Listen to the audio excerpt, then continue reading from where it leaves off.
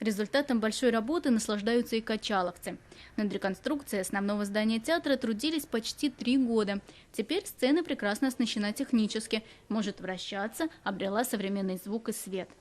Это здание 1914 года постройки всегда служило Мельпомене, поэтому была задача сохранить ретро-стиль. Например, стулья – аналог парижской опера «Комик».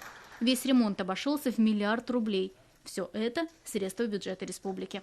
Мы республика многонациональная, и я считаю, что достойный русский театр должен быть в нашей республике сегодня. Мы можем сюда приходить, приглашать наших гостей, и прекрасный коллектив, прекрасное здание, прекрасный руководитель, аплодисменты коллективу.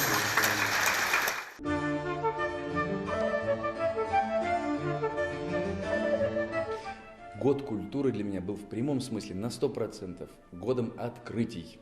Актер Илья Славутский открыл в себе режиссера. Почти 1,5 года работал над «Мышеловкой». В премьере по произведению Агаты Кристи нет музыкальных номеров и ярких визуальных эффектов. Вся ответственность за успех на актерах. В постановке их всего 8. Симпатично и очень красиво. Мистер Рен, не говорите глупости. Комплименты смущают меня. Настоящая английская леди. Быть леди – это значит спокойно и с достоинством сносить удары судьбы. Восхитительно. В последний раз коллизии этого детектива качаловцы разыгрывали в 70-х. Нынешний спектакль изрядно выделяется из общей стилистики театра. На сцене все в стиле ретро. Мебель и предметы быта разыскивались в магазинах. Например, радиоприемник, на самом деле современный, пусть и с налетом старины.